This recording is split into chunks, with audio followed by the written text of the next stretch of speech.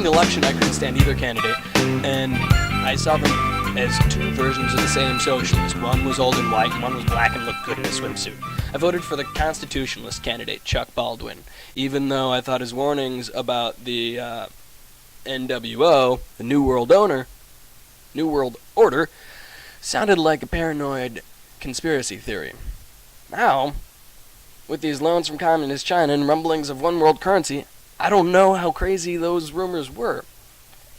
The Obama is power hungry. He isn't concerned about fixing America. He's wetting Red China in order to expand his scope. I've got a quote for you. See if you can tell me where it's from. And he was given authority over every tribe, people, language, and nation. Recognize it? Yes, no? Maybe?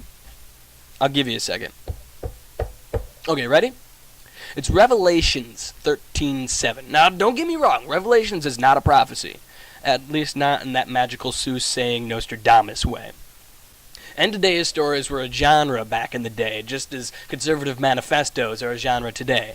At the time of its writing, you couldn't just speak out against the Roman government. They liked to keep their fingers in what was said or not said about them. They probably owned the newspapers that were struggling to make a profit. And today's stories served as an outlet for dissent, much like radio and podcasting.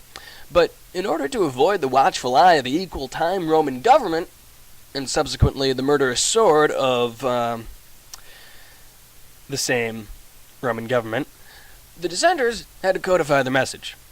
So the evils that Revelations warns of were not what was to befall us at the end of the world. They were the evils of Rome.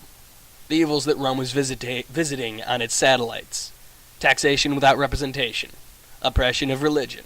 Revelations was a tea party, warning and complaining about the evils of big government. When we give one man infallibility, troubles ensues. When we allow infallibility, power grabs go unchecked. The rest of the world sees the trouble that we're in. The rest of the world, aside from Russia and China, the Czech Prime Minister has been in socialism. He comes from socialism. He basically called Obama the Pied Piper, leading us all to hell because of his big social borrowing and spending. And yet we sit and do nothing. We will let it happen. Too busy with our own households to raise our voices against the oppression at hand. The quote again. And picture Rome. And picture this one unifying worldwide currency. And who was given authority over every tribe, people, and language, and nation. The Antichrist in question here was given power to make war with the saints, i.e. the good people. He was given power to overcome them, and power over all kindreds, tongues, and nations. All who dwell on the earth shall worship him. I'm just saying. Revelations is not a magical prophecy, but we do not study history, we will be forever doomed to repeat it. And it seems that we are. A co-worker of mine is friends with an artist. I call her an iconographer. There's an image made by this woman's hand during the election. It's the face of the Obama, placid, peaceful, over a backdrop of the infinity of space. There's a marble-sized planet Earth where the Obama's third eye would be, and there are godlight rays emanating from it. I wish you could see it. I'm going to try and see if we can get it up on the site. I thought it was a joke. It's not a joke. We are already worshiping the Obama, and dare to call to him and saying, Obama, who art in D.C., how'd you come to fame? Chicago sun, thy will be done. Disperse my hard-earned treasure. Make our economy stimulated with monies from communist places as we pay them to take our businesses from us.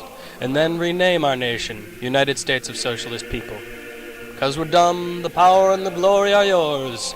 We'll lean on you, you'll break our spirit. We wait for the government to make it better. Yes, we can. That's all the time we've got for this week. Join us again next week, Conservative Underground. Remember, keep on fighting. You're not alone.